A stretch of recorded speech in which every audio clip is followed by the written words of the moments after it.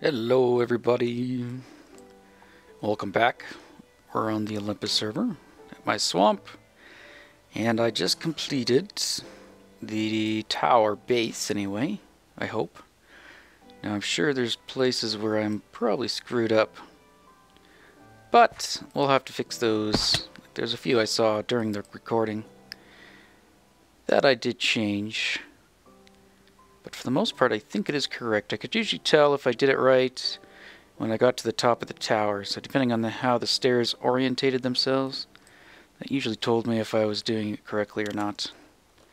And I did run into a few instances where I was not doing it correctly and had to tear it down, build it up again.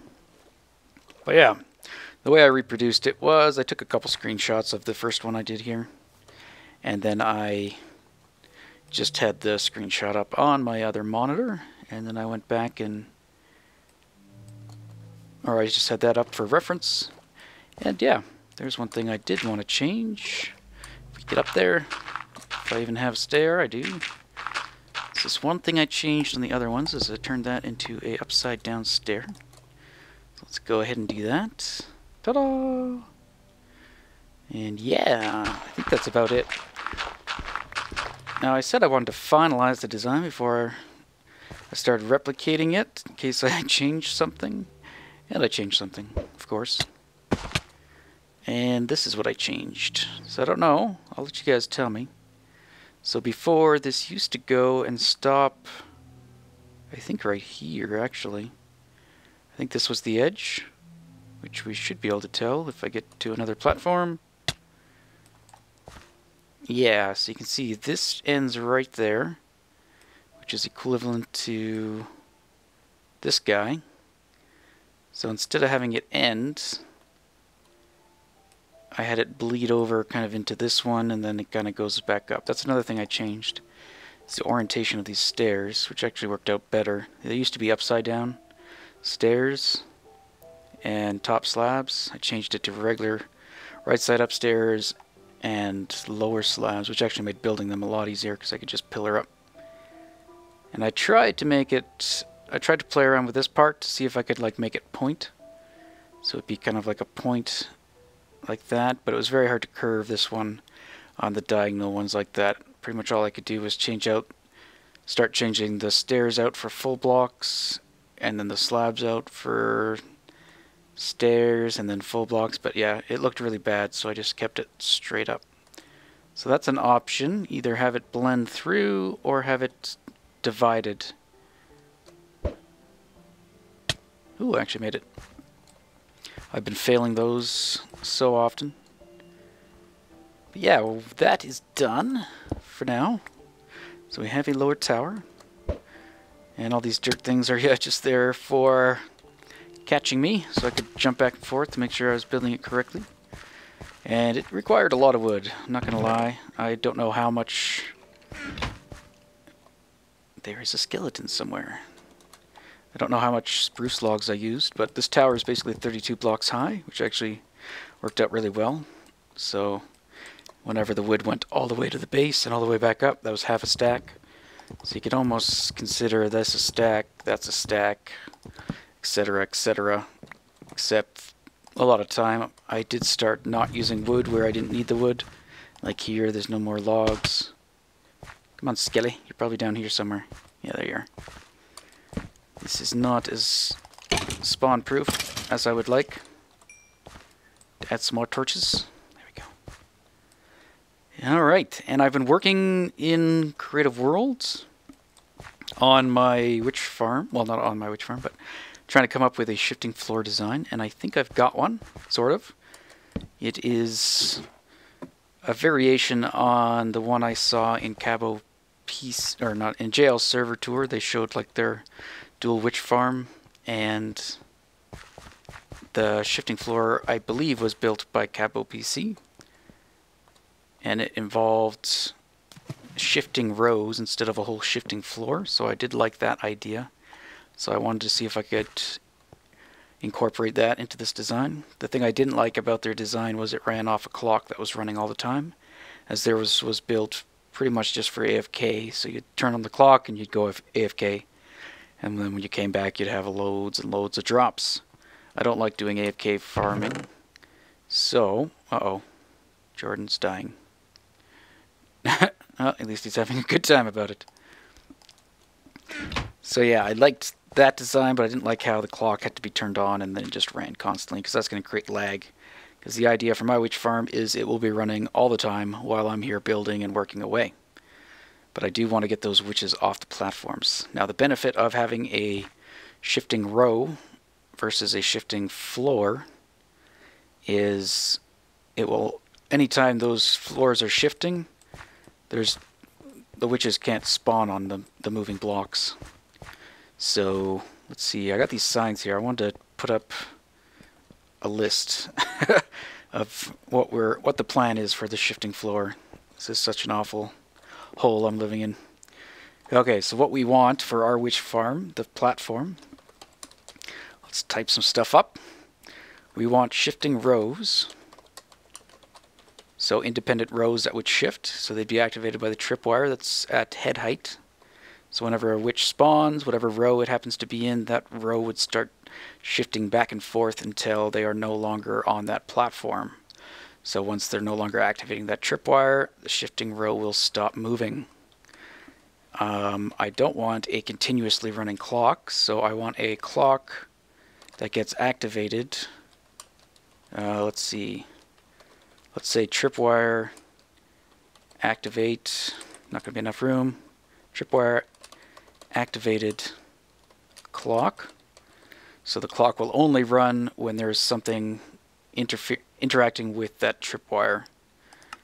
Now if this thing runs really efficiently, chances are there's always going to be something interacting with the tripwire anyway, so we might end up with a clock that runs constantly anyway, but at the same time I would like it to be able to shut itself off. So instead of having a clock that we turn on and just let run, and that could get interrupted between like chunk loads and stuff like that, we're going to have one that gets activated through the tripwire.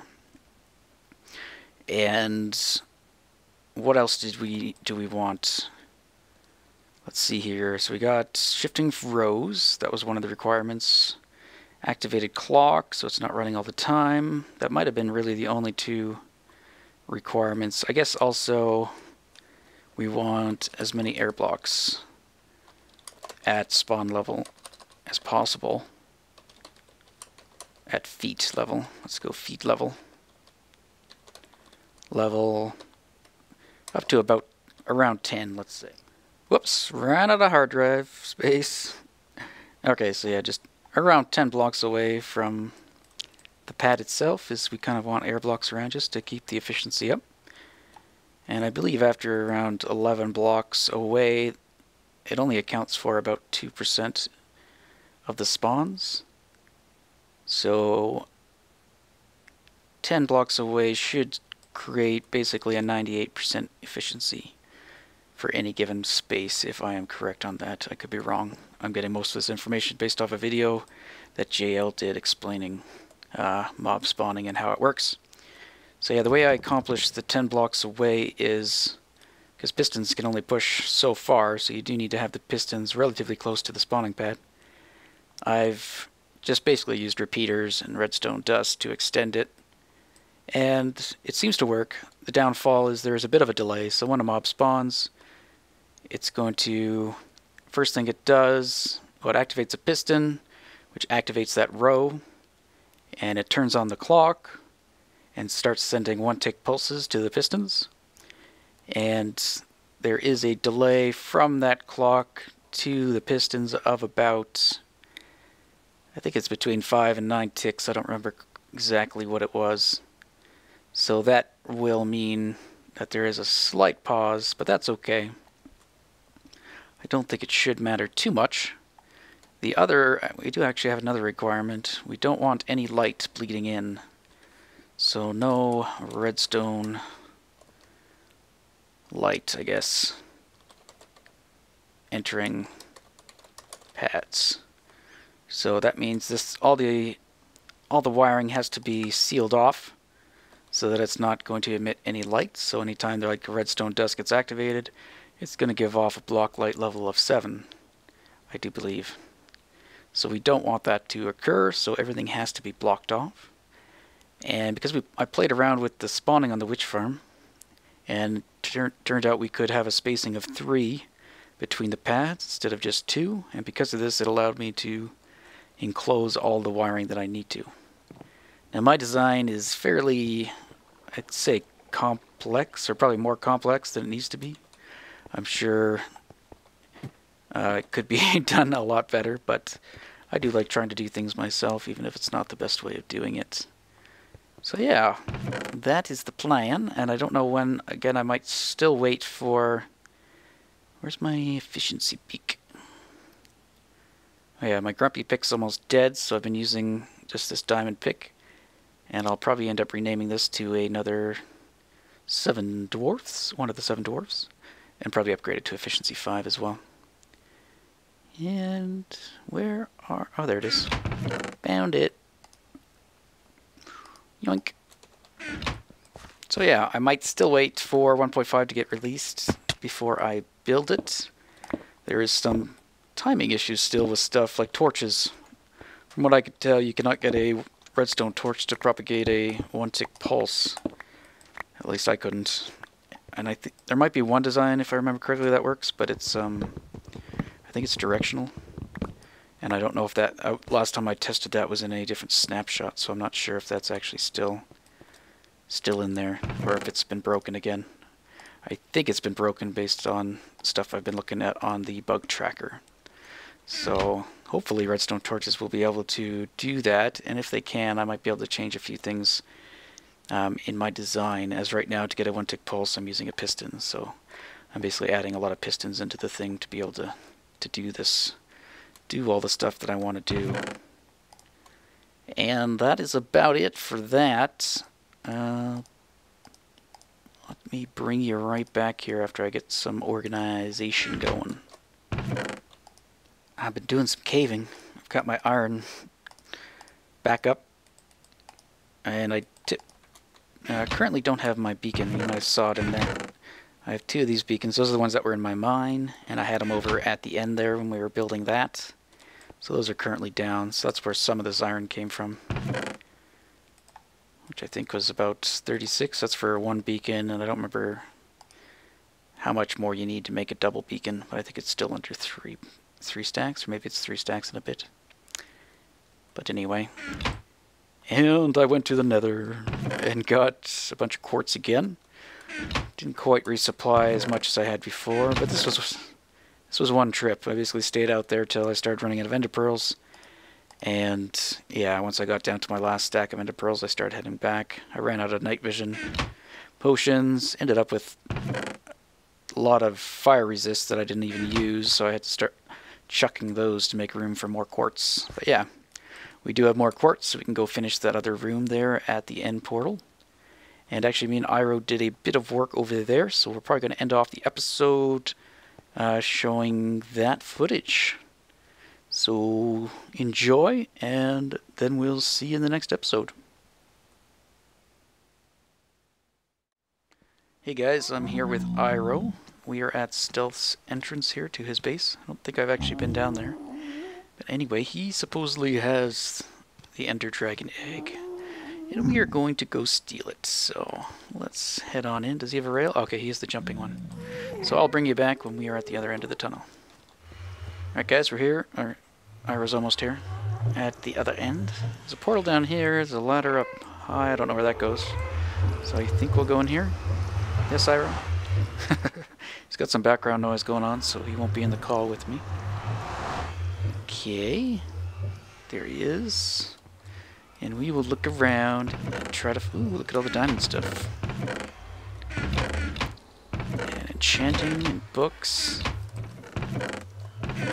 But we're going to snoop around. Hopefully it's not in his, like, ender chest.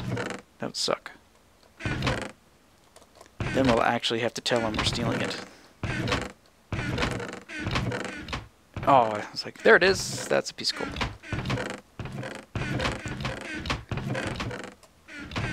And if I missed it, that's too bad. Maybe he has it on display somewhere. Safe AFK chamber. Nice. I think he has a iron golem farm. So maybe that's where he AFKs. Anyway, we'll continue looking around and bring you guys back. We failed. It's not there. Well, we couldn't find it, but Stealth just came online. Fancy that. How convenient. So he is going to bring it to us. Whee! Seriously, I hate this. I hate jumping. Hate it! Hate it! Alright guys, I'm here with Iroh. Stealth brought us the egg. Ta-da! And we're just setting this up. So we're thinking of actually having the egg floating above the portal. That is step one. And we're trying to figure out a good height to do that at. We don't want people to accidentally break the string and cause the egg to fall into the portal. I don't actually know what would happen if the egg fell into the portal. We should probably check that out. But if we put a piece of string there, we can have the egg sitting on the string and it'll look like it's floating. And I mean, you can kind of see the string, but I don't think you will be when we're done with it, because there's the other part of it that you'll find out shortly. Now that's at a height that you can't typically reach. Yeah, I can't hit, I mean I can hit the string if I jump on the edge of the portal, but not, I mean we could make it so you can't even reach it when you jump, I suppose. But then it's getting pretty high up there. We don't want it floating that high above, I don't think. Just waiting for Iroh to get back here. Excuse me. I did check in a creative world just quickly what happens if the egg falls through, and it just gets placed. So it'll be basically sitting on the obsidian platform in the end if that does happen. And we did add this to the top, this border, to break up the quartz a little bit. I'm just adding in the final touches over here. We can see it kind of joins up. So we kind of kept this line going off of there. Don't you stay up there. I want that quartz. So anyway, I'm just going to make these little changes just while I'm waiting for Iroh to get back. And I will return. And the other thing, which I noted in my single player worlds, the texture that's used on the bottom of a full block of quartz is different than the texture used on a half slab and double slab. So you can see these have a blocky texture, where this guy has a smooth texture. It might actually be hard to see there. It should be easier to see. Oh, where'd Iroh go? Should be easier to see right here. So those are full blocks. That's a double slab. Double slab, full block. I think that's a full block. Hard to tell. Anyway, so we might do a few minor changes, like whether that should be a full block there, or if it would look better as a double slab and have that more blocky tile feeling to it. I kind of think maybe tile. There's a door somewhere that I need to find. Okay, we're back, and Iroh's back. We're going to take the egg. I'm going to take the egg. Whoa.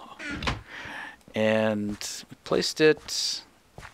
I don't remember what I did. No, don't fall in the portal. Placed it 8 above. Or it's out of reach, so you can see the string here. So there's no way to hit it. There's a string below. In case we want to lower it, we'll just break the top string, because that does look kind of high. But anyway, I'll make Iroh fall into the portal. We'll go do the second part and bring you back. Jump in there? Yeah, you'll get teleported. You fool. It's kind of neat though. It's like a little one-way mirror. So what we're going to do is put a beacon under here. Iroh doesn't know, but I'm recording. What? You got the beacon? No. What? I left it at home. Idiot. Nothing much. Hobby. Can't go to the void, can it? Oh, were you gonna break the block under it? Well, I did, but I failed to put a torch in time.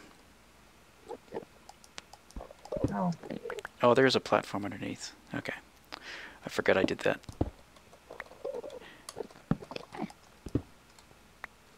There we go. Got it. Welp. Who says welp? Thank you. What do you How many think? blocks is that? That's 7, I think, for the string. Huh! So it's at 8. Huh! Oh crap! No! Freaking! Idiot. Okay, guys, we've done it, and I think we've got it at the height we want to. Don't be an idiot. Yeah, don't hit the egg. Don't hit the string. So there is one risk with this, is if the egg falls through the portal and lands on the obsidian platform, if someone goes in, it will be there, because it will generate, I think, as soon as you go through. But if somebody else goes in right after the fact, before that egg gets, like, removed, then it will be deleted. But hopefully that won't happen. Anyway, that is all. Oh.